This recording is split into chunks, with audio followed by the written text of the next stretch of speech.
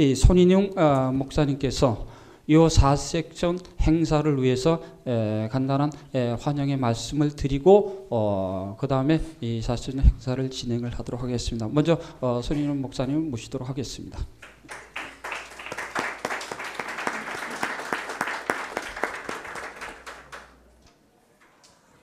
우리가 꿈에도 서원인 통일하면서 어릴 때부터 노래를 불렀습니다. 그리고 그 노래 때문에 꿈도 많이 꾸고 또 고통도 당하는 그런 세월을 보냈는데 우리 크리스찬들이기 때문에 우리는 어려울 때 아주 대답하는 그 답이 정확한 게 있습니다. 그것은 하나님께서 역사를 주관하시고 또 우리 민족의 미래를 하나님 손에 다스리시고 계신다 하는 그런 신앙 고백과 함께, 그리고 우리가 믿는 하나님은 전능하신 하나님이시기 때문에 모든 프로세스, 우리 사람들이 만든 프로세스, 그거 넘어서 하나님의 한반도 통일 프로세스가 있을 거라고 그렇게 확신을 하면서 그것을 찾아가는 과정이 좀 시간도 걸리고 또 어렵지만은 그러나 진행되고 있다고 저는 믿습니다. 반드시 하나님께서 이루시기 위해서 지금도 진행하시고 계시고 누구를 통해서든지 그것을 꼭 이루어 주실 거라고 생각합니다. 왜냐하면 우리 민족이 하나가 돼서 한반도에서 행복하게 평화롭게 자유롭게 살기를 원하시는 분이 우리가 믿는 하나님이시기 때문에 그 하나님을 믿는 우리들, 이 평통기원 우리 여러 멤버들이 계속 기도하고 또 찾아가는 이 노력이 대단히 귀하다고 봅니다. 이번에 이렇게 성황을 이루어 또 그만큼 관심이 높아졌고 또 통일의 시간이 카이로스가 가까워지고 있다 하는 그런 증거를 볼 수 있겠습니다. 오늘 이 토론에 참여하신 강사 여러분들 좋은 말씀 기대하고 참여하신 여러분들, 특별히 우리 젊은 세대들에게 이 꿈을 계속 심어주는 우리의 노력이 중단 없이 진행되기를 바라면서 간단히 오신 여러분께 환영의 말씀을 드립니다. 감사합니다.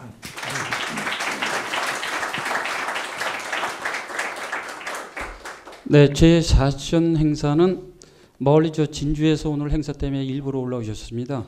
지금 현재 경상대학교 교수님을 재직하고 있는 백종국 교수님이 제4션 행사를 진행해 주시도록 하겠습니다. 시작해 주시기 바랍니다. 여러분 안녕하십니까? 경상대학교 정치외교학과에서 봉직하고 있는 백종국입니다.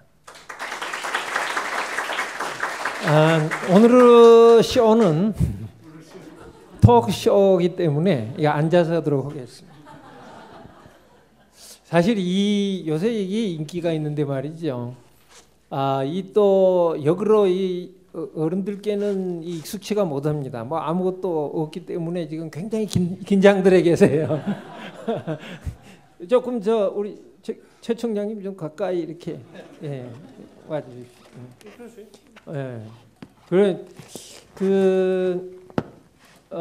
근데 정 총장님 너무 많이 나오시면 이렇게 안 보이시니까 좋습니다. 원래 이제 톡쇼를 하면은 사실은 세 분을 모시고 오는 건 너무 많고 2분 정도 이렇게 하시던데 오늘은 따라서 조금 시간이 걸리지 않을까 싶기는 합니다. 그리고 이 발언 시간의 제한이 전혀 없습니다. 그리고 평소에 생각하시던 것을 그냥 이야기하시는 것이고 뭐 이렇게 특별히 그 논문 발표라든지 또 주어진 주제 때문에 말씀하시는 것이 이제 아니어서 오늘 무엇보다도 진솔한 말씀들이 많이 나오실 줄 압니다. 이 지금 우리 이 토 콘서트에 참여하신 세 어른들은 사실 소개가 필요 없을 정도로 잘 아는 분들입니다만 그래도 그 성함과 직위는 제가 간단히 소개를 올리겠습니다. 뜨거운 박수로 환영해 주시기 바랍니다. 정세현 총장님이십니다. 네. 박종화 목사님이십니다. 우리 최왕교 총장님이십니다.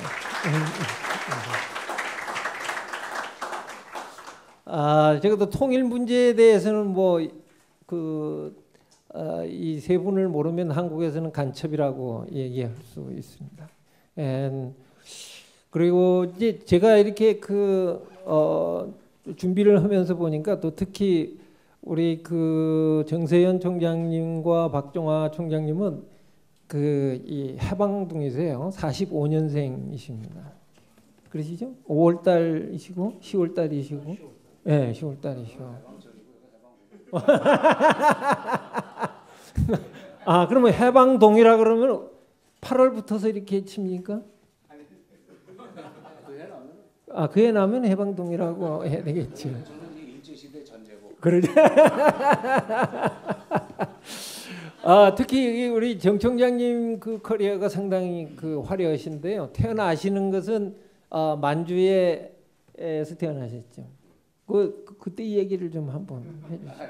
아니 뭐 태어나던 애 바로 귀국했는데 뭐. 그런데 태어나실 때는 아주 영아였을 텐데 어떻게 먼 길을 오셨죠? 저는 이제 북만주인데 흥정강성에서 하얼빈보다 더 동북쪽 그러니까 오히려 러시아 땅에 가까운. 이게 안 나오고 있어요. 북만주 그러니까 흥정강성 태생입니다. 계속 안 나오고 있어요. 연길 쪽도 아니고. 네, 그러니까 뭐 길림이나 이런 쪽도 아니고 완전히 흥룡강성 하얼빈보다도 더 동북쪽. 이게 소련 쪽으로 더. 그렇죠. 네. 그러니까 뭐 일제 시대 때 이 조선 땅에서는 살 길이 없는 사람들 중에 당시에 빽이 있으면 일본 가고 없는 사람은 마주로 가고 그런데 늦게 간 사람들은 이제 더 북쪽으로 올라갔죠. 대체로 압록강 두만강 사이에 두고 우리 한국 조선 사람들이 이민사는 선대칭, 점대칭으로 이렇게 옮겼다고 그러는데 저는 이제 더 늦게 떠난 아버님이 늦게 그쪽으로 진출하신 바람에 북만주에서 태어났고 낳고 나서 해방된 뒤에 해방이 되고 나서 한 2달 지났겠군요. 지나고 난 뒤에 100일을 지나고 왔는데 그때 한 40일 걸려서 전라북도 전주까지 고향이 원래 그쪽이니까. 보통은 걸어서 오지 않습니까? 그때 저는 뭐 기억이 없지만 걷고 그다음에 또 기차도 타고 그다음에 또 자동차도 타고 걷기도 하고. 근데 그때 압록강 이제 안동이죠. 그때는 안동까지 진출을 했는데 이미 국경이 막혀가지고 못 건너게 돼 있었어요. 그거를 야밤에 특별 말하자면 팁을 주고 강을 건넜고 38선까지 오니까 또 막혀 있었는데 그때도 별도로 그때 이제 그 도강을 해주는 사람이 있었답니다. 돈을 받고. 그때도 예성강을 건너서 내려왔다고. 그러니까 제가 어떻게 보면은 최연소 평양 북한 지역 통과 어린이인지 모르겠어요. 왜냐면 생후 100일 만에 떠나서 여기 한국으로 들어왔으니까 그때는 뭐 조선이죠. 정부 수립되기 전이고 그래서. 아유, 그러니까 우리 정청량님께서 가만히 보면 이 한국의 이 근대사의 지금 산 증인이라고 말을. 아 저는 기억이 없으니까 지금. 아 증인은 하기가 어려우신. 그 박 목사님 예. 께서는 뭐 국내에서 태어나셨으니까 이렇게 그 드라마틱하시지는 않았을 것 같은데. 예. 그 군대에서 대위로 제대하셨던가요? 군목으로 하셔놓으니까 대위셨군요. 근데 그때 군목 제도가 그때부터 있었습니까? 해방 이후에 이승만 정권 때 예. 군목 제도가 있었고 제가 갈 때는 71년인가 들어갔으니까 예. 상당히 오래된 후에 군목 제도가 있어요. 군목 이승만 대통령 때 뭐하고 이렇게 바터했던 것으로 기억이 나는데 하기야 그 군목 제도고 말이죠. 저는 그때는 잘 모르겠고요. 제가 군목 가니까 훈련을 받는데 훈련이 세 팀이 받았습니다. 우리 같이 개신교 목사 군목팀, 예. 천주교 신부 군목팀, 예. 그다음에 불교 스님 군목팀. 예. 이제 군목할 때 보니까 제일 흥분을 많이 하시고 기분 좋게 군목하신 분이 스님들이었고요. 그다음에 신부님들은 억지로 오셔서 군목하더라고요. 예. 그 군목 티오 때문에 신부님 수도 모자란데 이미 군대 생활, 쫄병 생활 하신 분들이 차출돼서 군목을 오시는 거예요. 예. 우리는 이제 군 복무를 군목을 해야 되니까 장교 법무로 정상적으로 갔고, 그 불교 스님들은 지금도 친구가 됐습니다만, 그때는 다 깎아머리였는데 다 스님 됐죠. 근데 이제 제대하고 나니까 스님들이 머리를 길러요. 그럼 왜 길르냐 그랬더니 머리 안 길리면 군대에서 안 된다고. 그래서 군승을 하고 나오자마자 머리 깎더라고. 그만큼 이게 군생활에서도 스님하고 신부하고 목사하고 아주 재밌게 군목생활했습니다. 우리 최 교수님께서는 그 아무래도 뭐 두 어르신들보다는 좀 예. 뭐 예. 그런데 학교 다니실 때 뭐 데모도 많이 하시고 뭐가 그런 그렇지 걸로 알고 않습니다. 그렇지 있습니다. 않았고요. 전 뭐 저 한국전이 한참일 때 태어난 사람입니다. 예. 그래서 두 분 선생님보다는 한참 밑에고, 어제 제가 최근 뭐 유행한 굉장히 그 인기가 있는 뭐 꽃보다 할배라는 프로를 제가 1, 2, 3 그 연속 봤습니다. 여기 그 네 할배와 그 40대 이서진이가 나와서 뭐 심부름을 하던데, 마치 오늘 제가 이서진처럼 잘생긴 사람을 하니까 마치 이서진 된 기분인 것 같습니다. 사실 어디 가서 요즘 원로 소리 듣는데 오늘은 제가 여기 막내에서 별로 드릴 말씀이 없는 것 같습니다. 예. 제가 우리 최한교 총장님을 상당히 젊게 봤어요. 예. 처음에 만난 게 70년대 중반이기 때문에 그때는 상대적으로 나이 차이가 있다고 생각을 해서 자꾸 젊은 사람 취급으로 하니까 예. 한 10여 년 됐나? 예. 그 뭐라고 해서 그때 10여 년 전이니까 뭐 장관으로 있을 때인가 장관이 뭐 별 차이 없어요. 그러더니 오늘은 또 이 나이를 낮춰가지고 50대로 가려고 하는데 60이 훨씬 넘었고 속지 마십시오. 그래. 요새 보면은 이런 게 있습니다. 그 나이 수렴 법칙이라는 것이 있습니다. 그래서 처음에 시작할 때는 이제 어려서 시작할 때는 1년 차이가 굉장히 크죠. 그러니까 5살 차이 같으면 뭐 예를 들면 6살 차이 같으면 제가 예를 들어서 그 지금 아직 초등학교 있는데 이제 고등학교 졸업하시는 그런 상황이 되기 때문에 굉장히 격차가 커 보이죠. 그래서 뭐 아저씨 이렇게 이야기하고 그러는데 이제 점점 그 나이가 가진 차이가 줄어들면서 이게 이제 90세 정도 가면은 거의 수렴에서 별로 차이가 없어집니다. 이게 아주 그 중요한 법칙인데 아마 지금 이제 70대 가까이 오시니까 이제 거의 같이 늙어가는 상황이다. 아마 이렇게 보실 수도 있지 않을까 싶은데. 저는 예외입니다. 오늘 이제 지금 우리 그 청중들과 같이 호흡하면서 말씀해 주실 것은 이 통일에 관해서 이 어떻게 생각을 하고 계시고 꼭 이것은 지금 주장을 하고 싶다. 이것은 내가 강조를 하고 싶다 하는 말씀들이 있으실 걸로 봅니다. 그래서 그 말씀을 하는 기회를 드리려고 지금 이제 이런 그 자리를 마련을 했습니다. 그런 이제 보고 읽으시기보다는 그저 생각하시는 대로 우선 그 통일에 대해서 이 평소에 생각하셨던 것을 한번 우리 정 총장님부터 말씀해 주시기 바랍니다. 원래 사무총장 최 목사께서 저한테 질문을 몇 개를 보냈어요 미리. 거기에 대해서 답변 요지도 보내라고 해서 보냈습니다.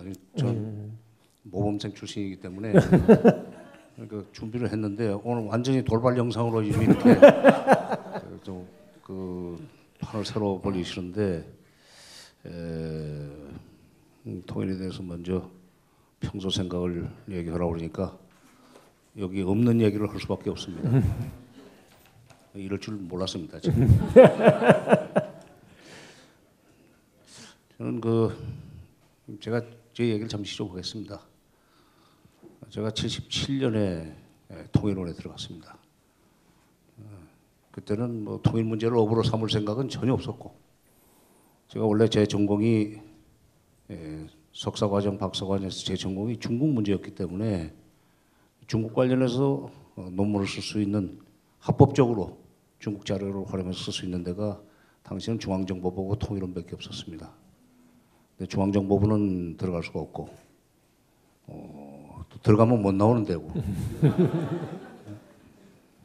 마침 그때 통일원에 기구가 커지면서 연구직 공무원을 공채하는 기회가 있어서 제가 박사과정 코스웍을 끝내고 거기 시험을 봐서 들어가서 논문을 끝냈는데도 나오지를 못하고 거기서 일생을 보내게 돼서 결국 통일 문제가 업이 됐습니다만은, 그러니까 77년부터 통일 문제를 업으로 삼아가지고 지금 한 36년 이렇게 통일 문제를 직접 다루고 또 이제는 제3자적 입장에서 관찰하고 분석하는 입장이 됐습니다만, 우리나라 사람들이 통일이라는 말을 하면서도 반통일적으로 가고 있는 그런 경향이 굉장히 많습니다. 우선 첫째, 안보와 통일을 동일 개념으로 생각하고 있다는 거예요. 물론 좋게 보면은 튼튼한 안보 위에 통일을 이룰 수 있다. 다른 표현을 빌린다면 피스키핑을 확실하게 해야만 피스메이킹으로 나갈 수 있다고는 그런 차원에서 안보와 통일이 표리의 관계에 있다고 할 수도 있지만, 대부분의 우리 국민들 머릿속에 안보 통일은 소위 국방력을 강화해서 북한을 압도하는 그런 상황에서만 통일이 될 수 있다는 그런 전제로 되게 통일을 얘기하는 것 같아요. 그게 좀 문제라고 생각하고, 또 하나 냉전 시대를 오래 살다 보니까 무엇이 통일 구심력을 키우는 일이고 무엇이 통일 원심력을 키우는 일인지에 대한 구분이라기보다는 판단이 없이 그냥 습관적으로 통일을 얘기하는데, 통일 안보론을 쭉 제기를 하고 논의들을 해나가는데, 결과적으로는 통일 원심력을 키우는 쪽으로 늘 가고 있는 것 같다. 또는 자기가 지금 얘기하고 있는 것이 이게 무서운 분단 이데올로기인지도 모르고 그것을 마치 이 통일 지향적인 것처럼 착각하고 행동을 한다. 대표적인 것이 통일 비용론입니다. 통일을 준비하는 것 같지만 통일 비용론 얘기가 나오기 시작하면 나중에 기회가 있으면 통일 비용과 분단 비용, 통일 편익에 대해서 제가 또 설명을 드리겠습니다만 통일 비용 얘기라고 하는 것이 90년대 중반에 나오기 시작했습니다. 김영삼 정부 때입니다. 제가 그 당시에는 청와대 통일비서관으로 있으면서 대통령의 생각이 전혀 비현실적으로 전개되고 있는 것에 대해서 굉장히 걱정을 많이 했지만 뭐 힘이 없으니까 일개 비서관이 이걸 어떻게 하겠습니까? 통일비용 이명박 정부에서도 통일비용 얘기가 나왔었습니다만은 통일비용을 얘기하는 사람들은 북한 붕괴를 전제로 얘기를 합니다. 이명박 정부 때도 북한 붕괴가 임박했다는 식으로 얘기를 했었죠. 평통자문회 회의에서 북한의 붕괴가 통일이 가까워지고 있다고 말하고 싶다. 뭐 이런 묘한 표현을 썼어요. 그건 결국 북한의 붕괴가 임박했다는 말을 그렇게 좀 바꿔서 했다고밖에 볼 수가 없는데, 하여튼 김영삼 대통령 자신이 북한 붕괴론을 확신하고 있었고, 그러다 보니까 그분 말씀이 계속 북한 붕괴 쪽으로 나오고, 그러다 보니 자연히 흡수 통일론이 나오고, 그때가 마침 이제 독일이 통일된 직후입니다. 흡수 통일론이 나오니까 통일 비용 계산이 시작이 되고, 근데 우리나라 통일 비용의 원조는 일본이라는 사실에 여러분 주목을 해야 됩니다. 우리가 아닙니다. 제가 그때 통일연구원에 있을 텐데요. 통일연구원 부원장으로 있다가 청와대 비서관으로 이제 정권이 바뀌면서 가게 됐습니다만은, 그때 독일 통일이 되고 난 뒤에 통일병이 많이 들어가는 그런 이 상황이 있었죠. 전혀 예상도 못했던 일이기 때문에 통일병이 많이 들어갔었습니다. 그때 독일이 통일병을 많이 쓸 수밖에 없도록 한 것은 국내 정치적인 편의주의 때문에 그렇게 됐지만, 그런 거 고려하지 않고 일단 독일 방식으로 투자 비용만 계산했어요. 그러니까 엄청나게 나오는 겁니다. 그 당시 일본 장기 신용은행이 맨 처음에 그 통일병에 대해서 계산을 해서 발표를 했는데 92년 말인가 93년 초인가 그럴 거예요. 한국 GDP 총액의 15% 정도가 매년 들어가게 돼 있다. 그럼 GDP 총액의 15%라면 국가 예산의 50% 정도가 됩니다. 우리 국가 예산이 GDP 총액의 한 30% 내지 35% 비율이기 때문에 GDP 총액 15%면 국가 예산의 절반 정도가 됩니다. 절반 정도 국가 예산의 절반을 들여가지고 북한을 재건해야 된다고 할 것 같으면은 이거는 남는 장사가 아니죠. 그건 기피해야 될 사업입니다. 그렇게 해서 통일에 대한 공포증을 키워주고, 근데 그때 저희가 이렇게 가만히 지켜보니까 정부 관변에 있는 사람으로서는 참 그걸 학자들이 막 그냥 경쟁적으로 그걸 계산해서 발표를 하고 액수가 날로 늘어나는 거예요. 대통령은 붕괴론 말씀하시고, 학자들은 흡수 통일론 얘기하고, 한쪽에서는 경제학자들은 통일비용 계산하고. 93, 4, 5, 6년지간에 여러분 기억하실 겁니다. 그때 아마 대학생이었던 학생들, 초등학생이었던 사람들이 지금 아마 대학생이 돼 있어서 그때 텔레비 뉴스 앞에서 부모들이 야 저렇게 돈이 많이 든다면 통일 저거 해서는 안 되는 거 아닌가 하는 얘기를 듣고 자란 학생들이 지금 이미 30이 넘었을 겁니다. 통일 혐오론을 가지게 그렇죠, 되겠죠. 혐오론. 발을 굴러봐야 소용이 없는 것이 대통령께서 확신을 하고 계시는데 거기다 대고, 그러니까 그건 붕괴론으로부터 시작한 거니까. 근데 지금도 다시 통일 비용을 얘기하는 사람들이 있습니다. 근데 그 통일 비용론은 계산이 잘못된 거죠. 통일 비용, 투자 비용을 계산하려면은 지금 통일되기 이전에 우리가 분단돼 있기 때문에 억울하게 지불하고 있는 분단 비용, 이건 빼야 됩니다. 그 비용을 돌렸어야 됩니다. 그 다음에 통일된 뒤에 통일됨으로 해서 누릴 수 있는 편익, 이걸 계산해서 그 통일 편익에서 통일 비용, 순 통일 비용을 빼면은 엄청나게 남는 장사가 통일인데 그런 구조를 얘기를 안 하고 투자 비용만 얘기를 하는 것이 김영삼 정부가 이명박 정부 시절의 통일 비용론이었어요. 그건 분단이 이데올로기입니다. 그런 쪽에 우리 국민들이 뭣도 모르고 끌려가고 있다는 사실을 저는 지금 매우 답답하게 생각을 하고 있습니다. 예, 일단 거기까지만 좀 얘기해 주세요. 아유, 감사합니다. 역시 우리 정 총장님은 이 통일 문제에 있어서도 가장 중도적이면서도 가장 합리적인 해결 방안을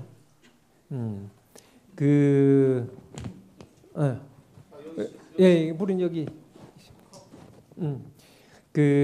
모색하시는 분으로 잘 알려져 있고 최근에 통일 토크라는 책도 내셨는데 아주 정말 핵심적인 걸 이 시작부터서 지금 얘기를 해주셔서 너무 감사합니다.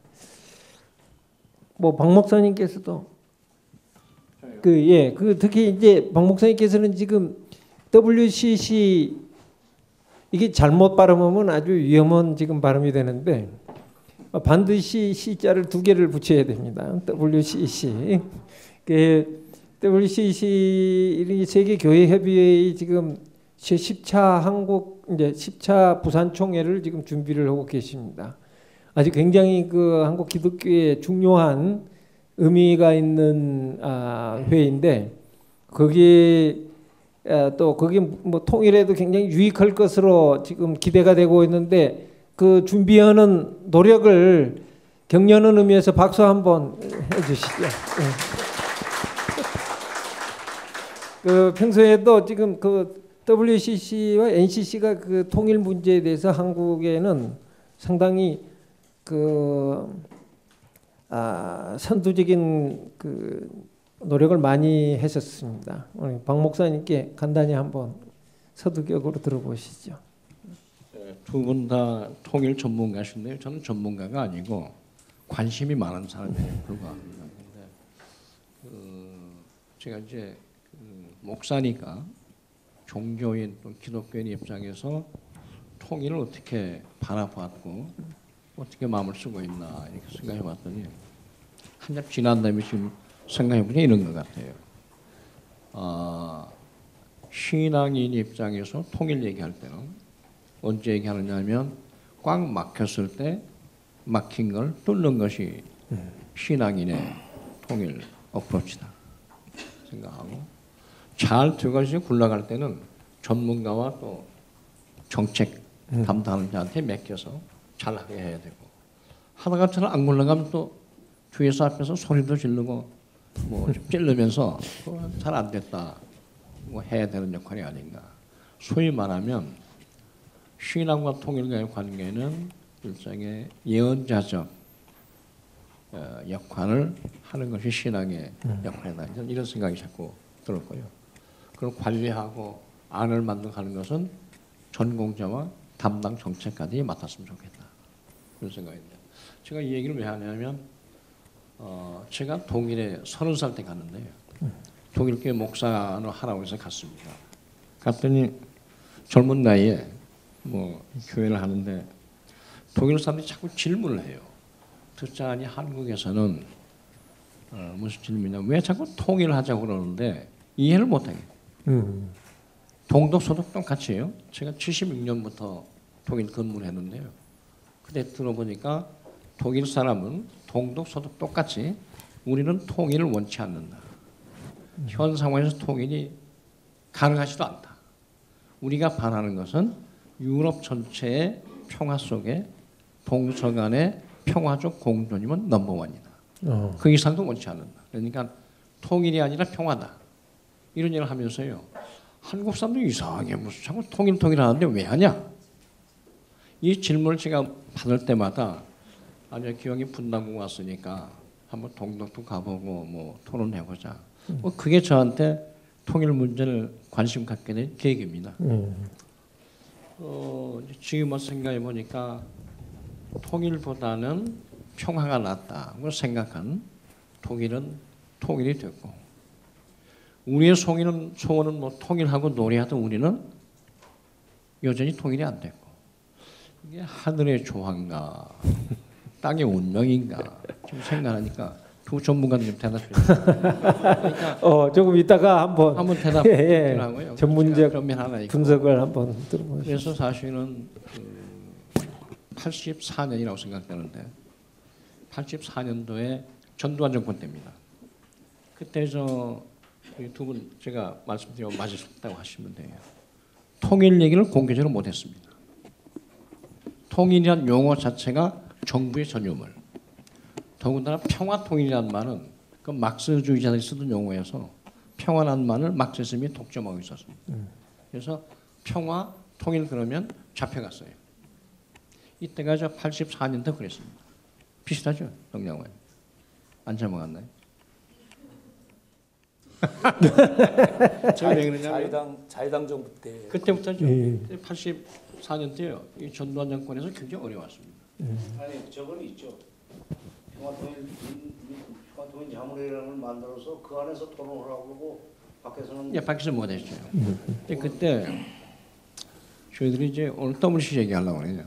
WCC 안에 국제위원회라고 있습니다.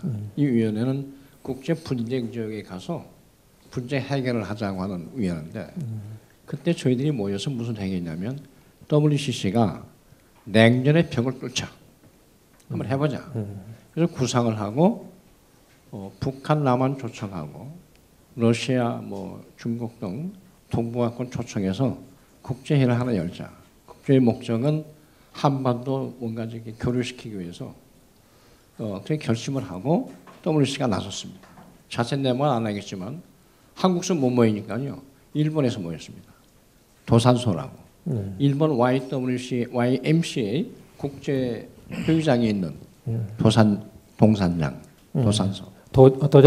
도산소. 예. 거기서 모여가지고 3박 4일 회의를 했는데요. 그때 한국에서 오신 분들 10명의 대표가 왔는데 전부 도장 찍고 왔어요. 위험한 발언은 안 하겠다고.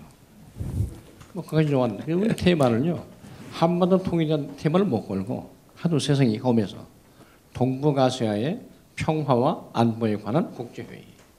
부재 특히 한반도 통일을 중심으로 이랬습니다. 이것이 1984년 10월 달 도산소 회의의 첫 대목이었습니다.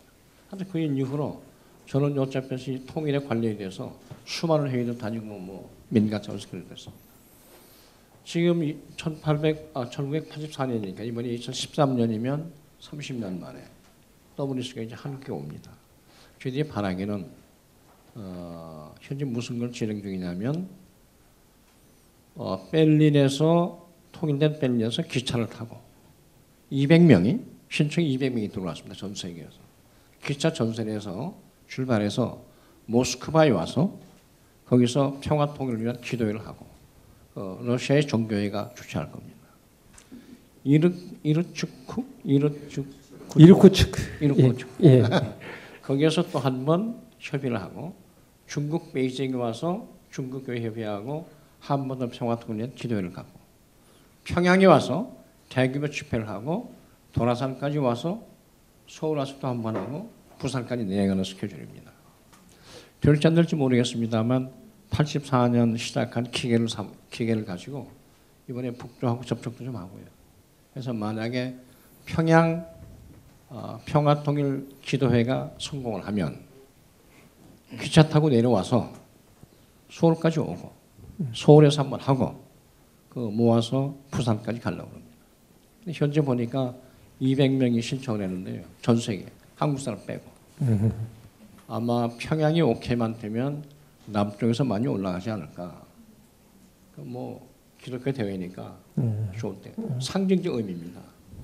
지금 접촉을 하고 있는데 잘 돼서 평양도 크게 한번 하고 서울도 크게 한번 하고 부산 내려가고 거기에 별 얘기 지금 다 하는데 접촉도 이제 하고 혹시 반기문 총장께서 오셔서 아니면 대레인이 오셔서 서울 평양 대회를 블레싱할 수 있으면 좋겠다. WCC 본부는 평양 서울 왔다 갔다 할 겁니다. 누구든지 오실 수 있는 사람이 있으면 양쪽에 맥힌 담을 걸자. 그렇게 얘기를 했고 죄송합니다만 엊그제 청와대에서 우리 모임이죠. 예. 박 대통령님. 예, 모임에서 그 얘기를 했어요. 했고 대통령이 좀 왔으면 좋겠다. 부산에 오시고 그랬더니 잘 되기를 바란다 하고 WC 대회가 정말 축복 속에 잘 돼서 한반도 평화 얼음을 깨는데 공헌했으면 좋겠다. 뭐 이렇게 되는데 제가 이게 드린 이유는 뭐냐면 이게 뭐 통일됐다는 얘기도 아니고요. 교회가 할 수 있는 일은 좀 이상적이어야 됩니다. 현실에 못 박는 운동은 교회 운동 아니고요. 현실보다는 하나 높거나 넓거나 깊어서 이렇게 해서 도전을 해오면 좋은 의미로 현실 정치가 또 현실 정부가 받아서 실현 가능한 것을 뽑아서 하면 됩니다. 근데 요구를 좀 이렇게 높게 넓게 하는 데가 종교라고 생각해요. 기독교 생각하니까 저는 평소에 통일에 관해서 얘기할 적에 실현 가능하다는 것만 얘기하지는 않았습니다. 그건 정장관님도 잘 아실 거고. 그건 저 정책 담당자하고 정부하고 전문가들이 하는 얘기지 우리는 좀 이렇게 비전을 얘기하고 해서 절반이라도 수렴되면 좋은 거 아닌가. 제가 하나 부탁이 있는데 교회 기관이나 WCC에서 요구하는 것이 때로는 넘어나갔잖아. 이렇게 말할 수 있는데 그것은 현실 접근을 위한 하나의 전략적 발언일 수도 있고 또 예언자적인 사명은 조금 그렇게 가야 합니다. 그렇게 가지 않으면 한 발 앞서가야 된다 이거죠. 그렇죠. 그래서 이저 경장관님도 잘 도와주셨고요. 우리 최 총장님 잘 도와주셔서 무슨 얘기해도 뭐 잘 하시더라고요. 맞죠? 그래서 우리 교회가 하는 얘기가 조금 신선하고 현실에 떨어진 것 같지만 좀 미래 집행도 얘기하고 이렇게 하다 보니까 참 좋았다. 그래서 저는 그 84년 그 대회를 마치고 나서 저희 교회가 NCC 이름으로 89년에 두 분 다 기억하실 겁니다. 그 한반도 평화 통일에 관한 기독교 선언을 냈습니다. 그 선언이 지금도 제 생각에 유효한데 많은 부분을 정부에서도 따가시더라고요. 우리가 해서 따갔다는 게 아니라 정부도 전문가도 그렇게 생각하고 있었는데 말 표현을 우리가 먼저 한 것뿐이에요. 이게 말하자면 저는 얼음을 깨는 역할을 좀 했다. 그래서 얼음은 항상 있다. 시대마다. 그래서 그 역할을 좀 서로 인정을 하고 정부는 우리 역할을 인정하고 우리 또 정부의 역할을 인정하면서 좀 공존의 길을 갔으면 좋겠다. 그래서 이제 남북 공존만이 아니라 정책상의 공조, 역할 분담. 뭐 이렇게 해서 이번 세미나도 그렇게 마련된 거 아닌가 생각이 또 여기까지만 오셨습니다.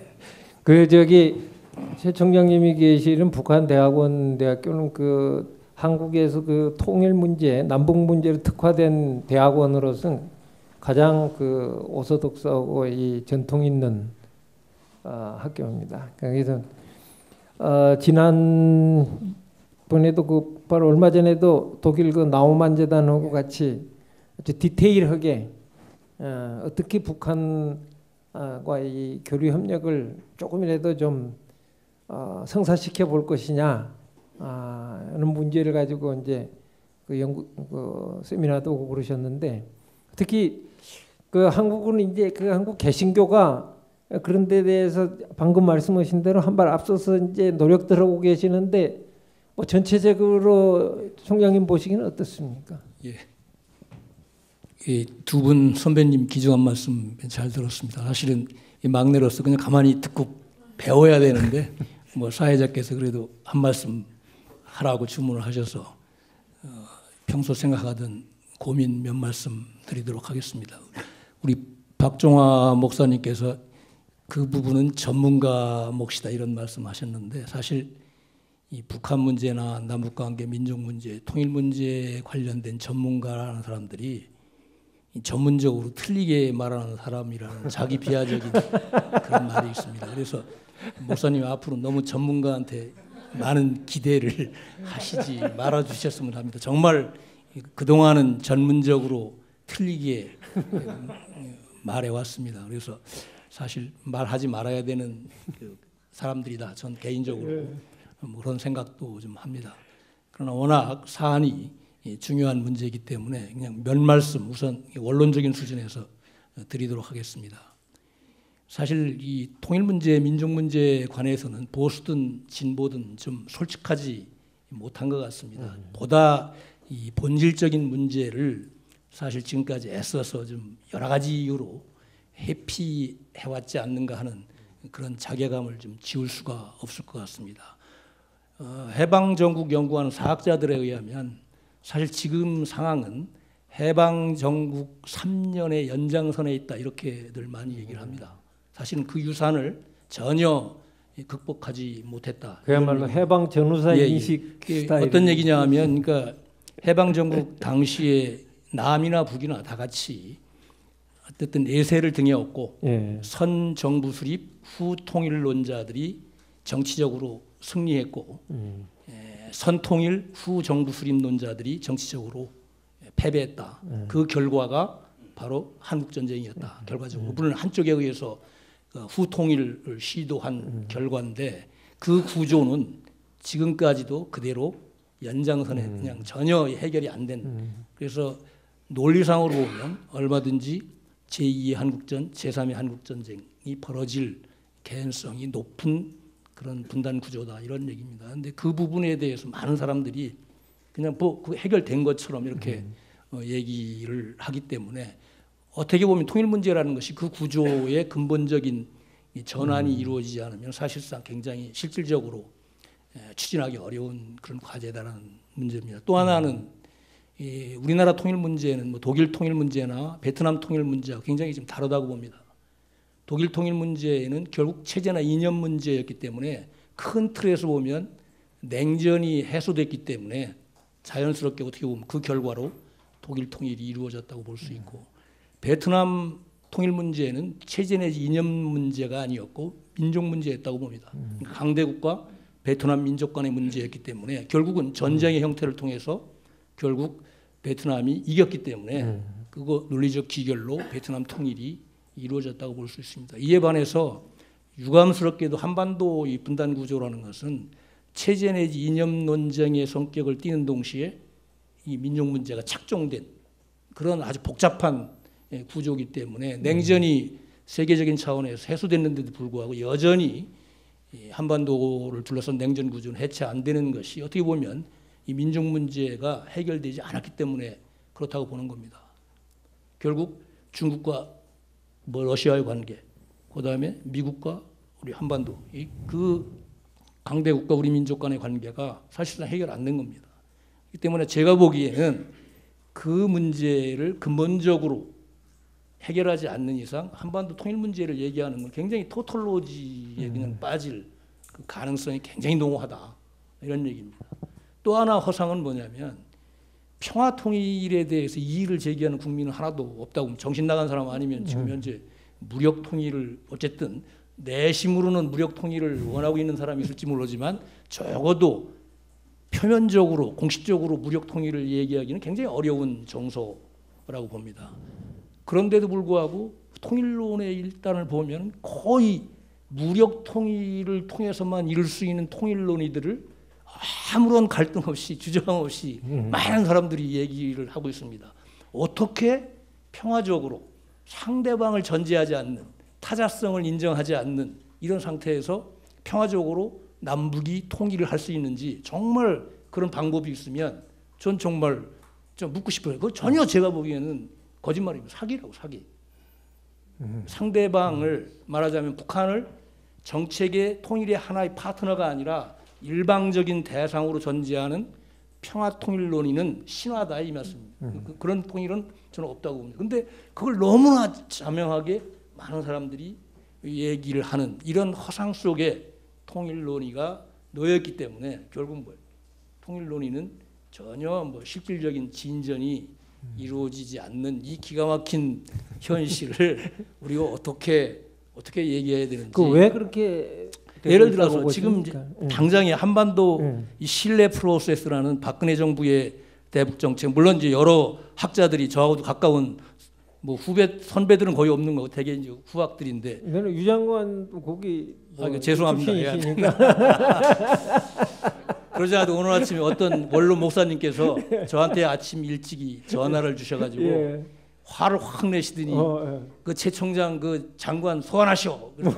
학교로 소환하시오 이렇게 저한테 얘기를 해서 제가 그냥 죄송합니다 그러고 그냥 아무 소리 안 하고 그 영문도 모른 채 그냥 죄송합니다 하고 말았습니다만 여하튼 그런 부분에서 전혀 이 본질적인 논의를 좀 회피하고 있지 않나 그런 생각을 좀 지울 수가 없습니다. 그래서 적어도 우리가 평화 통일이 대세라고 하면 통일 논의의 본질적인 그 논의의 핵심을 전환시켜야 된다고요. 패러다임 시프트가 있기 전에는 절대 통일 논의의 실질적인 진전이 있을 수 없다. 예를 들어서 뭐 통일 목표를 현저하게 축소하든가, 다시 말씀드리면 지금 현재 상황에서 평화적으로 일민족, 일국가, 일체제, 일정부 방식의 완전한 단일 국민 국가를 만들어내는 통일은 없는 겁니다. 불가능하다. 그건 전혀 말이 안 되는 겁니다. 일부에서는 북한이 붕괴되면 그 자동적으로 우리한테 그게 흡수되는 걸로 생각하는데 천만의 말씀이라고 봅니다. 이미 한국 전쟁이 종전 상태에 접어들 때 관련 당사국들의 논의 구조를 보면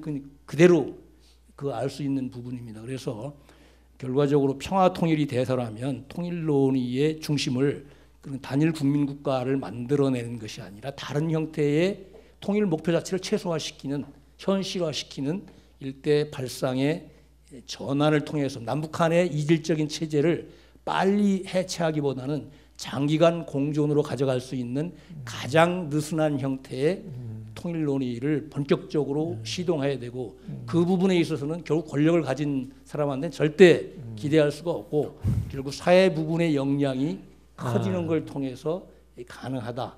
이 말씀을 좀 드리고 싶습니다. 만약에 한국의 제2의 뭐 내전인데 남북한이 전쟁이 일어나면 결국 뭐 내전 아니겠습니까?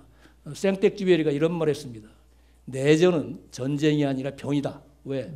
적이 내 안에 있고 나 자신과 싸우기 때문에 전쟁이 아니고 병이라고 그랬습니다. 남북한이 만약에 그런 제2의 그런 사태로 가면 이건 엄청난 국가 간 전쟁보다 훨씬 참혹한 더럽힐 수 없는 결과로 가기 때문에 적어도 통일 논의가 그런 그 불행한 결과를 초래하는 식의 무책임한 마치 무력 통일에서 가능한 이런 얘기를 그렇게 하는 것은 상당히 무책임하고 위험한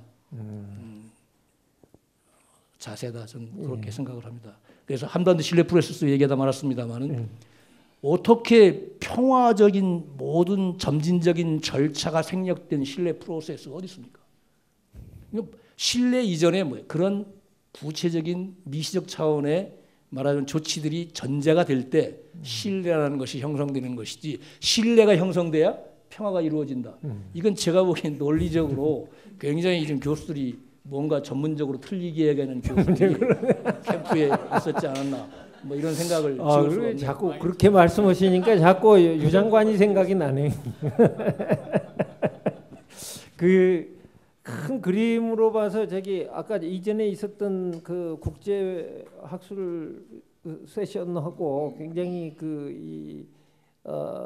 컨티뉴이티가 좀 있습니다. 그때도 보면은 이 우선 사고방식 자체에 상당히 뭐 정치적인 건 두말할 것도 없고 기본적으로 사고방식 자체에 있어서 큰 문제가 있고 특히 개념들을 사용하는 걸 뭐 이렇게 아전 인수격으로만 사용을 하기 때문에 서로 소통이 안 되고 있다.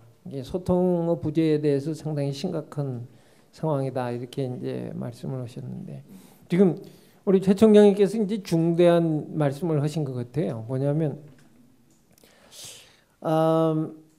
한국 국가 전체를 놓고 볼 때 공적인 부분, 정부라고 불리우는 부분이 있고 또 한 부분이 기업이라고 불리우는 부분이 있다면 다른 한 부분은 시민사회라고 불리우는 부분이 있다.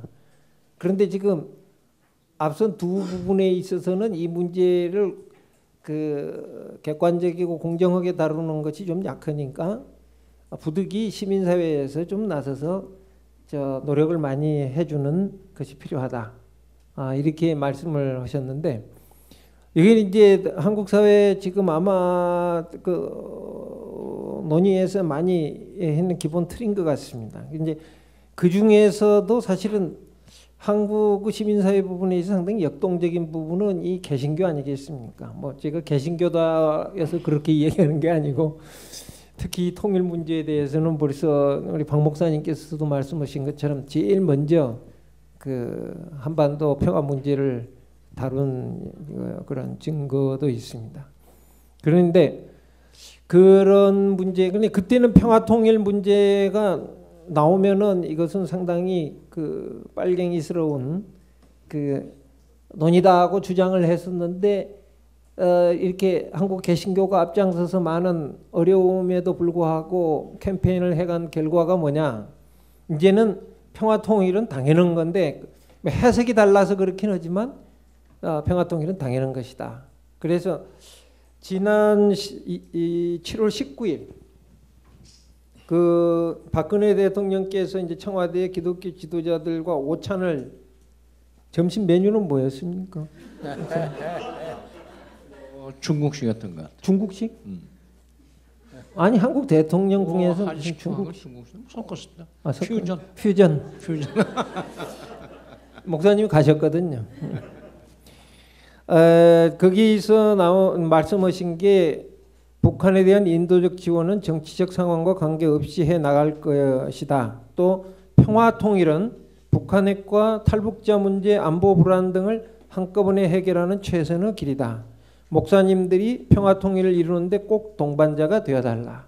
이 공식적으로 요청을 받았습니다. 지금 국가로부터서 공식적으로 요청을 받았는데 사실은 그 굉장히 중대한 그 고려를 해야 되는 상황이죠.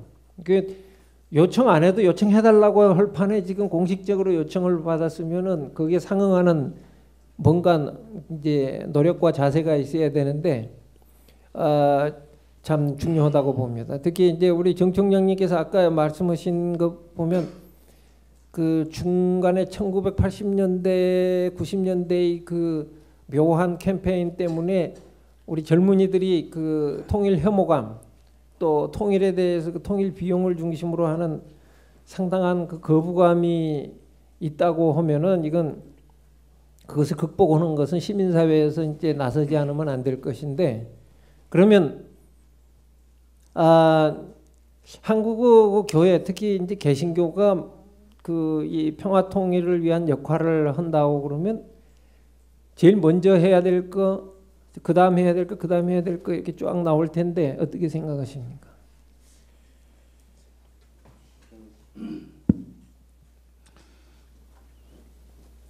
아까 그 박종환 목사님께서 종교인은 기본적으로 좀 앞서가는 얘기, 그다음에 좀 넓은 얘기를 하는 거기 때문에 정책을 하는 사람들이나 학문적으로 다른 사람들하고는 좀 시각과 차원을 달리야 한다는 말씀을 그래서 그건 인정을 합니다. 근데 저는 통일 문제에 있어서 이런 혼란이 일어나고 있는 원인을 좀 한번 따져봐야 된다고 생각합니다. 우선 첫째, 통일이라는 말이 너무 남용이 되고 있어요. 개념은 다 다르면서 머릿속에. 그리고 통일이라는 건 솔직히 말해서 지금 논의해봤자 되지도 않습니다. 남북관계가 이렇게 꽉 막혀 있는 상황에서 무슨 통일입니까? 그러니까 저는 평소에도 그런 얘기를 많이 했고 이번 무슨 제가 그동안에 여기저기서 강연을 했던 것을 출판사에서 녹취록, NLL 녹취록 비슷한 것을 풀어가지고 제가 좀 수정 보완해서 책으로 낸 정세현의 토크라는 데서도 그 점을 많이 강조를 하고 있습니다만은 마치 책 선전하는 것처럼 됐습니다. 근데 아까 우리 박 목사님이 독일 얘기를 하시면서 그 부분을 잠시 좀 지나가셔가지고 제가 다시 말씀을 드리겠습니다. 독일은 솔직히 동서독 두 군데서 다 통일이라는 단어를 잘 안 썼습니다. 비더페아이니궁이라는 단어를 쓰지 않았습니다. 페아이니궁 하나 만든다. 비더 다시 리유니피케이션이라는 뜻은 이제 독일어로 비더페아이니궁이라고 안 씁니다. 대신 그 사람들은 인너 도이체 한델룽 내독 관계라는 표현을 썼습니다. 내독 관계 우리식으로 하면 남북 관계를 개선을 한참 해나가고 난 뒤에 비로소 통일을 논의할 수 있음에도 불구하고 마치 통일이 그냥 손 뻗치면 다 할 수 있는 거리에 있는 것처럼 전제를 하고 얘기를 한다면 이게 해방 후부터 얘기해요. 물론 그때는 그랬다 치자 이제. 그때는 뭐 국제정치적인 상황이라든지 분단이라든지 이런 것을 전혀 예상하지 않았기 때문에 그냥 통일이 쉽게 될 수 있는 것처럼 됐지만 약간 친미 친소 정권이 남북에 들어서면서 6.25 전쟁을 거치고 냉전을 또 이제 거치면서 한반도의 통일 문제 이전에 남북관계 개선이라는 것은 국제정치적인 제약을 많이 받게 돼 있었습니다. 통일의 원심력으로 작용하는 양대 세력, 나중에 4대 세력으로 늘어났지만은 처음에는 미소밖에 없었는데 미일 중러까지 이렇게 되지 않았습니까? 이런 것들 때문에 통일이라는 것은 점점 더 멀어지고 있음에도 불구하고 그리고 남북관계 개선도 점점 더 멀어지고 있음에도 불구하고 통일이라는 말을 너무 쉽게 하다 보니까 통일은 무슨 남과 북이 서로 만나서 얼싸하면 되는 것처럼 생각을 하는 사람도 있고 미군만 나가면 통일되는 것처럼 얘기하는 사람들도 있고 또 대북 협력 지원만 활성화하면 통일되는 것처럼 얘기하는 사람도 있습니다. 근데 다 저는 그 잘못된 생각이라고 봐요. 남북관계 개선 관련해서도 지금 정부의 성격에 따라서 순서가 얼마나 차이가 납니까? 어디는 원칙이 먼저 서야 관계를 개선할 수 있다고 그러고 어떤 정부는 일단 만나서 자꾸 접촉을 하다 보면은 서로 신뢰를 할 수 있는 여지가 생기고 그 신뢰가 조금씩 쌓이면 막 그걸 몇 번 정리를 하면 그것이 남북관계를 끌어나가는 데서 원칙이 될 수 있다.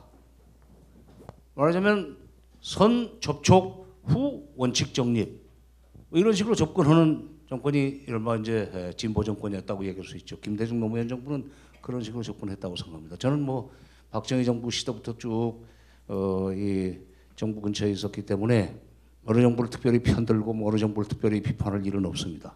왜냐하면 그거는 제가 무슨 정치적으로 하등에 뭐 그럴 필요를 느끼지 않기 때문에 다만 객관적으로 얘기를 하면은 대체적으로 보수 쪽은 먼저 원칙을 세우고 접근해야 된다 하는 식으로 얘기합니다. 지금 신뢰 프로세스 얘기를 하지만 19일 날 했다는 얘기도 그래요. 사실은 비핵화를 위해서 무엇을 할 것이냐가 중요합니다. 비핵화의 입구가 뭐냐 이거예요. 남북관계 개선의 입구가 뭐냐 이거예요.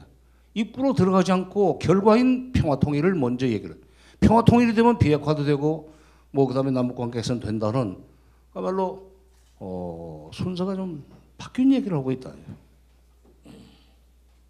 서양식의 표현이지만 마차 앞에 말이 있어야 되는데 그래야 마차가 굴러가는데 급하다고 해서 마차를 말 앞에다 세워놓으면 그건 가지도 못하고 뒤로 가지도 못합니다. 앞으로 가지도 못하고. 오래된 그 에라 논증이죠. 네. 그러니까 이 남북관계 개선도 제대로 못한 주제에 함부로 통일 얘기하지 말아야. 저는 뭐 통일원 국토 통일원 시절에 들어가서 통일부라는 이름이 통일이라는 단어가 붙은 데서 쭉 그야말로 참 먹고 살았기 때문에 통일덕을 본 사람입니다. 통일이라는 단어에. 그러나 그것은 먼 훗날의 꿈이기 때문에 지금 얘기하지 말자 이게. 그건 어떤 점에서 선반에 올려놓고 당장의 눈앞에 지금 우리가 지향해야 될 남북관계 개선만이라도 제대로 하고 남북관계 개선을 위해서 들어가야 될 입구들이 분명히 정해져 있는데 그것을 순서를 바꿔 가지고 남북관계 개선을 위해서는 원칙이 먼저 돼야 된다든지 신뢰가 먼저 구축이 돼야 된다 그런 얘기 좀 하지 말자. 그러니까 종교계에서도요 통일운동을 하시되 가능하시다면은 남북관계 개선과 통일이라는 것을 좀 개념을 구분해가지고 남북관계 개선을 위해서 종교계가 어떻게 해야 될 것인지 그리고 현실적으로 그러니까 멀리 보고 넓게 얘기하시지만은 그래도 멀리 보고 넓게 하더라도 천리길도 한 걸음 붙은데 출발점은 있을 거 아닙니까? 출발점부터 제대로 잡고 그리고 보통 정책이나 또는 학문적으로 하시는 분보다는 멀리 넓게 얘기하시는 건 좋다고 생각합니다. 그러니까 통일이라는 단어를 너무 남용하지 말자. 제가 버릇처럼 하는 얘기가 있습니다. 통일이라는 말이 얼마나 이게 세속화됐으면은 보신탕집 이름에도 통일옥이 있습니다. 옛날에 남대문 시장에 아주 유명한 집이 있었어요. 통일 원입니까? 아니 통일 억. 네, 그러니까 아니 뭐 중국집에도 통일 반점이 있어요. 이 그만큼 통일이라는 단어가 굉장히 어떻게 보면은 이게 인간의 그 인간으로서 최고의 목표 뭐 소위 그 영성을 키운다 그럴까 인격을 도하여서 최고로 목표로 이룰 수 있는 것이 동양에서 뭐 신선이고 기독교에서는 어떻게 표현하는지 모르겠습니다만은 그런 것을 마치 그냥 쉽게 이룰 수 있는 것처럼 얘기하고 전제하고 얘기하는 것처럼 통일 논의는 지금 뒤죽박죽이 돼 있다. 단계적으로 접근하자 입니다. 남북관계 개선이라 개선도 지금 제대로 못하는 주제에 통일이라는 걸 너무 쉽게 얘기하고 그러니까 남북관계 개선하면 개념상의 혼란은 별로 없어요. 순서를 어떻게 잡느냐는 차이는 있겠지만 그러나 통일하면은 북한이 생각하는 통일이 있고 아까 우리 최 총장님 말씀하셨지만은 기본적으로 북한을 확실하게 우리가 아마 눌러가지고 사실상 무력으로 그래서 흡수하는 방식의 통일을 머릿속에 그리고 통일이라는 용어를 쓰는 분들도 있습니다. 완전히 1대1로 만나가지고 상호주의적으로 접근을 하는 그런 식의 통일을 생각하는 분들도 있지만 완전히 갑과 을의 관계를 전제로 해서 통일을 논의하는 경우도 많이 있습니다. 그러니까 그렇게 되면은 이제 혼란스럽기만 하고 그러니 통일이라는 단어는 될 수 있으면 적게 쓰고 남북관계 개선이라는 또는 남북관계 발전이라는 그런 식으로 좀 교통정리가 됐으면 좋겠다. 이 점은 북한도 마찬가지입니다. 우리보다 더 통일이라는 단어를 남발을 합니다. 입에 달고 살아요. 저게 모든 고통의 원인을 분단에다 책임을 지고 그다음에 남한의 뭐 반동 괴뢰들 무슨 뭐 미제국주의 이런 식으로 핑계를 대다 보니까 그런 식으로 해서 그야말로 현실이 어려운 것을 잊을 수 있도록 마취 주사를 놓는 그런 정치를 지금 60년 이상을 해오지 않았습니까? 그러다 보니까 저 사람들이야말로 진짜 통일을 쉽게 생각해요. 이거 싫어합니다. 제가 남북 회담 때문에 뭐 북쪽을 많이 다니다 보니까 호텔에 있는 뭐 식당에 있는 뭐 거기는 봉사원이라고 그러는데 접대원 뭐 그 뭐라고 합니까? 하여튼 저건 거기서는 봉사원이라고 그러는데 그런 사람들하고 이제 안면이 있고 그러죠. 젊은 사람들도 있고 그래요. 총각도 있고 처녀들도 있고 분명히 처녀인 것 같고 총각 같으면 언제 결혼할 거냐고 이렇게 농담 비슷하게 물으면은 나오는 그냥 조건만 가지고 튀어나오다가 통일되면 할 겁니다. 통일 언제 되는데?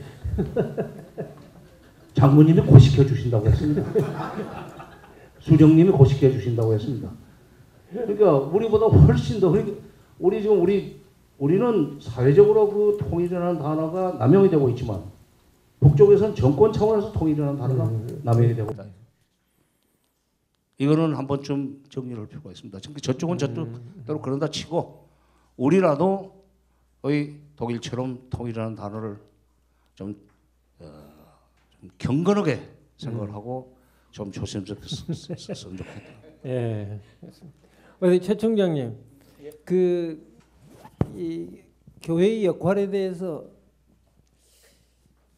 한 말씀. 제가 죄송합니다만 뭐 기독교 신자도 아니고 지금 문외한이라 뭐 그렇게 심각하게 교회의 역할에 대해서는 생각하지 않았습니다. 근데 어제 지금 방금 들으니까 박 목사님께서 어제 청와대 가서 맛있게 점심을 얻어 잡수시고 오신 것 같은데 그때 대통령께서 그 어떤 경우도 인도적 지원은 하겠다 이런 말씀을 하셨는데 그 누가 거짓말을 하는지는 모르겠습니다만 제가 사실 그 우리민족 소로독교운동 상임 공동대표를 맡고 있기 때문에 그 팩트를 잘 알고 있습니다. 그래서 사실은 작년에 그 10억 그 사랑의 기금 그 대북 지원 기금이 있는데 그걸 집행하려고 여러 차례 통일부하고 얘기를 했는데 통일부 공식적인 반응은 기다려달라 하다가 결국은 오늘 아침에 그게 안 된다고 통보를 받았습니다. 그러니까 전혀 지금 인도적 차원에서 사실상 대북 지원이 그래서 제가 어떤 원로 목사님한테 바로 그런 항의성 아까 전화를 받은 겁니다. 그러니까 과거 정부는 차라리 안 된다고 했는데 이 정부는 뭐 기다려달라고 하고 인도 지원하겠다. 전임 정부하고는 다르다. 뭐 이렇게 공식적으로는 얘기는 하는데 실질적으로는 전혀 그 인도적 차원의 대북 지원이 실행되지 않고 있고 대통령이 아시는 예를 들어 스티븐 린튼 같은 사람이 이렇게 알려진 이런 경우에 극히 제한된 범위 내에 대북 지원만 이루어지고 있지 일반적인 의미의 대북 인도적 지원은 전혀 현재 사실상 이루어지고 있지 않기 때문에 어제 목사님께서 그 사실을 알고 가셔서 제대로 말씀을 좀 해주셨어야 되는데 사실은 저 스티븐 린턴이 선교사님 아들입니다. 예, 알죠. 예, 뭐 지금 그 동생이 지금 뭐 캠프에도 있었고 그렇지 않습니까? 예, 그래서 예. 특별한 대접을 좀 인도적 지원 중에도 예. 특별한 좀 대접을 받는 것 같습니다만 여하튼 이 현재 일반적 차원의 대북 인도 지원은 전혀 이루어지지 않고 있다는 사실을 아셔야 됩니다. 이게 진짜 이 국내의 신뢰 프로세스가 이 확보가 전혀 안 아니고 되니까, 전혀 예. 지금 정부가 거짓말하고 있는 겁니다. 그건 심각하군요. 아니, 정말입니다. 이게 제가 거짓말하는 거 아닙니다. 제가 그 지난 방금 그 국제 세션에서 굉장히 인상 깊었던 게 말이죠. 그 질문이 이제 플로에서 이 뭐 미국 분도 있고 뭐 독일 분도 있고 뭐 일본 분도 있고 그래서 질문이 있었거든요. 특히 일본 분에 대해서 이제 일본이 한국의 통일을 원하는 거냐? 이제 우리는 일본이나 미국이 통일을 안 하는 것으로 생각하고 있다. 이렇게 얘기를 하니까 그 일본 분이 뭐냐면 그 외국이 그 통일을 원하고 있냐 묻기 전에 당신들부터서 먼저 통일을 원해라. 이거 굉장히 제가 저기 앉아가지고 아주 얼굴이 화끈거렸거든요. 아까 저기 정 장관님께서 예. 지금 남북 관계도 제대로 못하면서 무슨 그 통일론이냐 아주 몇 단계를 앞서가는 뭐 그런 참 좀 한심한 지금 상황이다 이런 말씀 해주셨는데 사실 그 부분도 아까 제가 그 원론적인 수준에서 좀 연결시켜서 말씀을 드리면 사실은 체제와 이념이 다른 동일민족 간의 그 대결은 대결의 본질이 사실 정치 군사 대결이 아니고 이 정치 대결이기 때문에 그 구조가 타파되지 않는 이상 아무리 교류협력으로 개성공단을 10개 만들어도 정치 권력 차원에서 남북이 공유할 수 있는 이익의 영역은 거의 없다고 봅니다. 사실은. 정치적인 타협은 사실은 굉장히 어려운 거라고 봅니다. 따라서 아마 북한 체제가 상당한 정도로 변해서 남북한의 체제 상용도가 한 95% 이상 될 때 그렇게 될 때 남북한 정치 권력 간에 공유할 수 있는 이익의 영역이 생긴다고 봅니다. 그래서 어떻게 보면 통일하려고 그러고 남북관계 좋아지게 하려면 그런 북한이 그런 실험을 할 수 있는 대적 그 환경을 어떻게 개선해 나가는 거를 우리 정부가 심각하게 생각을 해야 되는데 오히려 그 부분은 생각 안 하고 말하자면 자꾸 대북 강경책을 쓰니까 대통령 지지율이 올라간다. 너무 지금 역대 어느 정부보다도 지금 대북 문제나 남북 관계를 국내 정치에 활용하고 있습니다. 이 정부가. 그런데 지지율이 하여간 올라가니까 정부로서는 뭐 존엄 얘기도 나고 뭐 니네만 존엄이 있느냐? 격을 맞춰라. 이거 정말 무슨 이거 애들 싸움도 아니고 참 한심하기 이를 데 없는 그런 죄송한 표현입니다. 착태를 지금 사실상 제가 보기에는 일삼고 있는 게 아닌가 하는 그런 생각. 정 총장님이 한 말씀 해주셔야 되겠습니다. 이 통일 문제 관련해서 이 통일 문제 지극히 정치적인 문제입니다. 사실은 분단국이기 때문에 통일이라는 것이 최고의 통치 명분이에요. 모든 것이 통일이라는 이름으로 정당화될 수 있습니다.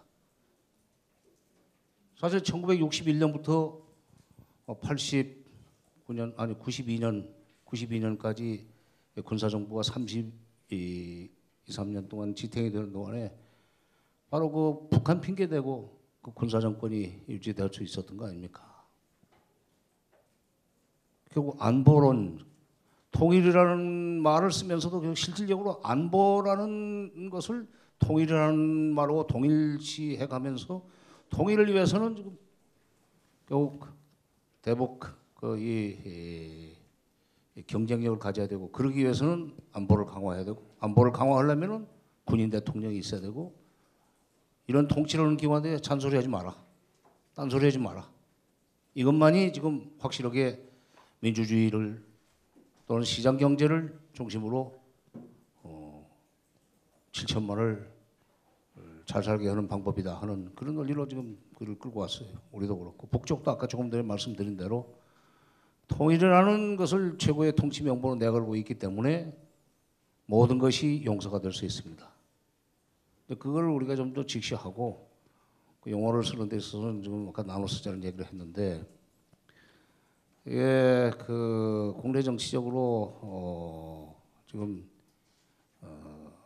아까 우리 최 총장께서는 정치적인 타협이 먼저 돼야만 남북관계 개선도 제대로 될 수 있다는 식으로 말씀하셨는데 그것도 일리가 있어요. 예. 그러나 처음부터 정치적인 타협이나 정치적인 화해를 하려고 하는 의지가 한쪽이라도 있어야 됩니다. 그러려면. 그러니까 박정희, 전두환, 노태우, 김영삼, 김대중, 노무현, 이명박 정부는 제가 그 밖에 있었기 때문에 감히 얘기할 수 없지만은 쭉 정권을 비교해 보면 김대중 정부는 대통령이 무슨 김대중 대통령이 환상을 가지고 남북관계 개선을 하려고 시작하려고 했다고 저는 보지는 않습니다. 결국 일단 민간 차원에서 교류 협력을 활성화시키다 보면 정부 차원의 어느 정도의 신뢰라는 것이 생길 수 있고 그걸 딛고 올라서서 정부 차원에서 틀을 짜야 된다. 그런 식으로 접근을 했고 그 기간 동안에 남북관계는 적어도 통계 수치상으로는 많이 개선이 됐고 또 북한 사회 변화도 상당한 정도 일어났던 걸로 워싱턴 포스트나 뉴욕 타임스나 영국의 더 가디언 그다음에 파이낸셜 타임스 등이 보도를 했었습니다. 그걸 우리 조선일보나 동아일보도 사실은 보도를 했었어요. 근데 한쪽 구석에다 쓰니까 눈에 안 띄어서 사람들이 조선동아각을 보도하는 걸로 생각들 하시는데 하여튼 이른바 햇볕 정책 시절에 약간의 위험 부담을 안고 먼저 우리가 다가가는 자세로 접근을 했었죠. 햇볕 정책은 결국 우리가 먼저 다가가는 자세로 정책을 남북관계를 개선하려고 했던 걸로 저는 성격 규정을 해야 된다고 생각합니다. 근데 처음에 다가가려고 했죠. 당국 차원에서. 그런데 북쪽이 믿질 않아요. 이건 싫어합니다. 98년 4월 달에 비료회담을 하러 갔습니다. 제가 그때는 통일부 차관 자격으로 우리 측 수석 대표가 돼가지고 회담을 일주일을 했는데 그때 북쪽 수석 대표가 이미 잡고 했죠. 전금철 씨가 쉬는 시간에 아주 진지하게 물어요. 진지하게. 당신네 그 햇볕 정책의 본심이 뭐예요? 본심이 뭐예요? 그 전에 계속 이 김대중 정부 들어서 가지고 이제 2월 달부터 햇볕 정책 얘기가 나가고 뭐 심야 토론에서 이게 토론이 되고 하는 그 과정에 뒤집어 놓은 흡수 통일 전략이라고 했었거든요. 그러면서 독일식으로 먹으려고 그런다 하는 그런 이 공포감을 가지고 있었어요. 실제로 독일 통일이 될 때 북한 사람들이 북한 당국이 굉장히 불안해했었습니다. 신년사에 아주 노골적으로 그 얘기를 했어요. 이제 89년 신년사 1월 1일 신년사에 김일성이 아주 걸쭉한 목소리로 이제 통일은 누가 누구를 먹거나 누가 누구에게 먹히는 식으로 해서는 절대로 안 됩니다. 그런 식으로 얘기를 했고 또 91년 1월 1일 신년사 그때는 독일 통일이 완결된 뒤입니다. 그때 신년사에서는 89년 얘기를 되풀이하면서 뒤에다가 또 하나 붙였습니다. 이제는 연방제도 느슨한 형태로 해야 된다고 생각합니다. 하는 식으로 하면서 타이탄 연방제는 오히려 자기들에게 불리하다고 생각을 가지고 느슨한 형태로 가자는 얘기를 했고 그것이 나중에 2000년 정상회담에서 낮은 단계 연방제라는 표현으로 바뀌게 됩니다만은 그런 91년에 그런 그 흡수통일 89년부터 시작이 된 흡수통일의 공포 91년에 더 노골화된 흡수통일의 공포가 98년 4월 중순에 베이징 비료회담에서도 노골화됐었습니다. 본심이 뭐냐고 묻는 게 그거였었어요. 그때는 제가 여러 가지 설명을 했습니다. 우리 경제가 좋기 때문에 우리가 먼저 도와주고 북쪽으로부터 나중에 좀 보답을 받으려고 한다. 비료를 도와줄 테니 가을에 이산가족 상봉을 도와주면 된다. 우리는 선공후득이다. 그 다음에 정치를 앞세우지 않는다. 선경후정이다. 경제를 앞세우고 그다음에 정치는 나중에 한다. 뭐 이런 식으로 이제 얘기를 하면서 서로 잘해주자는 거다. 우리만 일방적으로 햇볕을 비춰주는 것이 아니라 당신네도 우리한테 햇볕을 비춰라. 햇볕이라는 게 별거 아니다. 서로 따뜻하게 해주는 거 아니냐. 그렇게 얘기를 했는데 이 사람 반응이 두 가지, 딱 두 마디를 해요. 첫째, 어째 남쪽이 우리에게 먼저 잘하겠는가? 난 믿어지지 않소. 이 대남 불신입니다. 우리만 이 반복 보수가 있는 거 아니에요. 저기도 반남 보수가 있어요. 반남 보수 쪽에서는 이 햇볕 정책 잘못 물었다가는 완전히 나중에 그게 체제가 무너진다. 독배가 된다 하는 식으로 이 경계하는 사람들이 많이 있었죠. 뭐 개성공단 금강산 열 때도 저쪽 군부 무지하게 반대했었습니다. 그걸 김정일이 눌렀죠. 우리는 경제가 필요하니까 동무들은 가만히 있으라 이런 식으로 눌렀다고 그러는데 하여튼 어째 남쪽이 북쪽에 먼저 잘하겠는가 믿어지지 않는다 하는 둘째 번심이야 우리는 녹여 먹으려고 하는 정책이겠지. 우리는 웃지만 지금은 웃습니다. 그러나 그때 그 사람들이 그렇게 불안하게 생각하는 걸 우리가 이제 확실하게 깨달았기 때문에 아 이게 정부가 나서면 안 되겠다. 그래서 민간 차원의 북한 방문 승인 조건을 대폭 완화하고 민간 기업의 대북 투자 상한선을 철폐하면서 민간이 먼저 앞서가도록 했습니다. 그때 김대중 정부 초에 정부 방침은 분명했었습니다. 민간 많이 가십시오. 정부애들 많이 가십시오. 그때 그 이전 정부에서 방북 과정에서 있었던 문제 때문에 보안법으로 입건돼 있었던 분들도 가겠다고 할 때 각서 받고 보냈어요. 보냈는데 사고가 났지만 그걸 문제 삼지 않았습니다. 왜? 그런 정도의 소위 그 문제를 갖다가서 감수하지 않으면 더 이상 앞으로 나갈 수 없다. 민간인 갈 때 절대로 빈손 가지 마라. 염소를 끌고 가든지 분유 공장을 가지고 가든지 빵 공장을 가지고 가든지 뭐 이런 분유라도 들고 가든지 옥수수 가루라도 들고 가라. 이게 그들로 하여금 남쪽의 소위 진정성을 신뢰하게 만든 거예요. 그러니까 진정성이다 신뢰다 하는 것은 이쪽에서 먼저 열린 자세로 다가가고 진정으로 우리가 관계를 개선하려고 그러는데 먼저 잘해주겠다는 걸 보여줘야 진정성이 인정이 되고 신뢰가 확립이 되는 것이지. 그것이 있었기 때문에 2000년 정상회담이 될 수 있었다고 생각합니다. 그러니까 지극히 정치적인 문제이지만 정치적인 그야말로 결단을 내려서 먼저 우리가 위험부담을 안고 민간 차원에서 남북관계 개선을 위해서 이런 조치를 하겠다. 이런 작은 문으로 들어가서 큰 마당에서 서로 손잡고 협력할 수 있다는 식으로 해도 된다고 생각을 합니다. 예, 감사합니다. 이제 시간이 많이 돼서 우리 이 콘서트 쇼인지 잘 모르겠지만 이제 마무리해야 될 시간입니다. 우리 박 목사님과 최 총장님도 간략하게 한 말씀 마무리하시는 말씀을 해주시면 좋겠습니다. 예, 뭐 오늘 두 분께서 좋은 말씀 주셔서 제 개인 생각으로는 기독교가 해야 할 통일운동, 평화운동에 관한 좋은 관점을 주셨고 자기 반성할 수 있는 기회가 돼서 고맙게 생각합니다. 아마 제가 한 식구 입장에서 이렇게 말씀드리고 싶은 거는 첫째로 기독교는 아까 대통령 얘기를 하셨는데 요구해서 한 게 아니라 자기가 했으니까 우리가 할 때 안 지키면 우리는 가만히 있지 않고 뭐라고 합니다. 그러니까 이제 약속을 지켜라. 그러면 했잖냐 이렇게 제가 앞장서서 할 거고 그렇고요. 또 하나 우리 사회의 지금 문제가 좀 교회 이렇게 생각합니다. 개인적으로 저는 이미 통일이란 말이 저도 얘기하기 별로 좋아하지 않습니다. 왜냐하면 너무 낡았어요. 낡았다기보다도 전에는 통일 저가 얘기하거나 들을 때 상당히 감동이 온 단어였습니다. 지금 감동보다도 잘 모르겠어요. 왜 그러냐면 저희 기독교 내부에 무슨 운동이냐면 통일업, 통일한 직업이에요. 통일업을 하시는 분들이 소리하고 반북도 하나의 직업입니다. 반북업. 이 두 가지가요. 첨예한 대립을 이룹니다. 여론을 주도합니다. 우리 여론이 휘둘리고 있고요.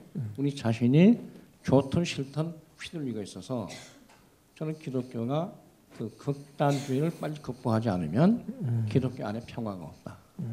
저희가 말한 넓음은 극단주의가 아닌 광유한 스펙트럼 속에서의 상호 인정, 관용 속에서의 넓이입니다. 그 높이인데 교회만 그런 거 봤더니 일반 사회도 그래요. 일반 사회 안에서도 극단주의가 양극단에 큰일 났다. 이게 또 선거철이 되면 또 표로 움직이기 때문에요. 약속 어떻게 했다가 또 정권 잘못도 안 하고 또 선거 때도 또 바꾸고 그러니까 신뢰 프로세스가요. 남북 간의 프로세스가 아니라 국민과 정치권과의 프로세스입니다. 이거 하나 우리가 체크를 하고 해야 된다는 거고요. 제가 이번 보니까 WCC 나오니까요. 예를 들면 WCC가 뭔가 또 모르고 영광 뭐 다원주의 해가지고 물어봤더니 WCC 뭐냐 그랬더니 몰라요. 이겁니다. 한쪽에서는요. WCC가 이제 스펙트럼이 넓어요. 보수도 있고 진보도 있는데 진보만 WCC인 줄 알고 보수적 얘기를 하면 야 배반자 뭐 이렇게 나옵니다. 그래서 제가 이 모든 운동을 할 때 기독교 안에서도 교리주의, 바리새주의, 극단주의 때문에 문제가 있어서 우리 여기 통일운동은 넓게 잡고 하되 좀 극단주의를 피하는 상호 관용하는 이런 그 관용 속에 통일운동했으면 좋겠다. 그 얘기 하는 거고요. 두 번째는 뭐냐면 남남 갈등도 심한데 기독교가 무슨 좀 화해자 역할을 해야 되겠는데 우리 스스로가 희생자가 되어 있어요. 못합니다. 그래서 좀 회개하자. 화해 복음하는 사람들 우리가 먼저 관용성을 보이자. 그렇지 않고는요. 저 혼자 생각은 북한을 몇 번 가보고 84년도부터 민간 차원에서 하다 보니까요. 북하고 남은 너무 달라서요. 억지로 합해지지도 않습니다. 그건 뭐 솔직합니다. 다만 다름을 인정하고 공존할 수 있냐. 자기가 포기 안 하면서 공존이 가능하냐. 그게 핵심이지. 누가 누구를 먹고 안 먹히는 것도 아니고요. 색깔 바뀔 수도 없고. 저 북한 많이 저도 다녀봤는데요. 저번 북한에서 북한식으로 살려면 잘 안 살아요. 통일운동은 뭐 헌신적으로 해주겠는데 날 보고 북한 사람처럼 살아라. 살 수도 없고요. 못 살아요. 그 사람들 보고 남한식 자유민주주의 살아라. 자본주의 살아라. 못 살 거예요. 자기가 알아서 점진적으로 변하면 몰라도 억지로 체제의 변화나 굴복이나 이건 불가능하다고 생각합니다. 그래서 저는 뭐냐면 언제 통일이 정말 정치적 통일이 이루어지고 완벽한 사회적 통일이 이루어지는 것이 언제지는 몰라도 다만 지금이라도 저는 다름을 인정하고 다름의 공존을 통해서 지평을 넓혀가는 것이 가장 현실이다. 그 점이 우리 기독교 해야 할 저는 사명이라고 생각합니다. 근데 지금 뭐 우리 뭐 개신교 특별히 뭐 교파 간의 갈등, 이념 간의 갈등, 교리 갈등 너무 많다 보니까요. 교회 이름으로 통일운동 얘기하기가 참 어렵습니다. 전부 신학과 이념화 교류화시킬 뻔해요. 똑같은 현상이 이제 사회에서 나니까 그래서 뭐 정치는 정치들 표 때문에 춤추고 또 정부 당국자는 당국자들은 아마 말은 해야 되겠고 실천은 어렵고 이런 일도 있을 거고 어려움이 있습니다만 저는 그래서 우리 교회가 기독교가 이런 의미에서 스스로 자기 화해 역할을 하고 동시에 사회의 화해자 역할을 하지 않고는 건전한 통일 평화운동하기 어렵다. 저는 그 중에 하나로요. 저는 개인적 고백만으로 끝나겠습니다만 통일 너무 지루한 얘기니까 저도 푹 짜서 물어보면요. 통일은 뭔가 몰라요. 주성님 말씀하는 게 통일이고 딴 건 모르니까 남이랑 똑같다. 그래서 통일을 하되 통일을 그릇이라고 보고 통일에 담길 좀 콘텐츠를 개발할 수 없을까? 평화든지 화해든지 사회 통합이 됐든지 뭐 복지든지 이렇게 해서 이 통일에 담길 내용이 아름다웠으면 좋겠습니다. 신학동에서 오늘 제가 호소는 그런 거 하고 싶고 앞으로 그쪽 방면에 좀 노력을 해서 이 정부와 국민 간의 대화도 그렇고 종교 간의 대화도 그렇고 교회 안에서의 대화도 그렇고 관용은 공존을 통한 상호 인정이고 자기 아이덴티티 지키는 거고 그러면서 협동 관용하는 것 아니겠나. 요거 없이는 아마 남북편도 어려운 거 아닌가 하는 생각이 들어서 예. 말씀을 드립니다. 예, 우리 최충경 간단히. 예. 저기 정 장관님께서 제가 너무 정치 권력 쪽에 너무 강조해서 말씀을 했다 이런 말씀드려요. 제가 뭐 그 중요성을 몰라서 그런 말씀드린 건 아니고 결국 너무 이 경제 교류 협력, 그 사회 문화 교류가 굉장히 그 파급 효과가 굉장하리라 하는 과잉 기대가 오히려 반동적인 실망이 지나쳐서 이 반동적인 상황이 오기 때문에 아직까지는 남북한 관계라는 것이 국가이성이나 정치이성, 경제이성을 압도하는 이런 형국에서 그 부분을 좀 솔직하게 인정할 때 오히려 교류협력이 탄력을 받지 않나 하는 그런 의미에서 말씀을 드렸던 것 같습니다.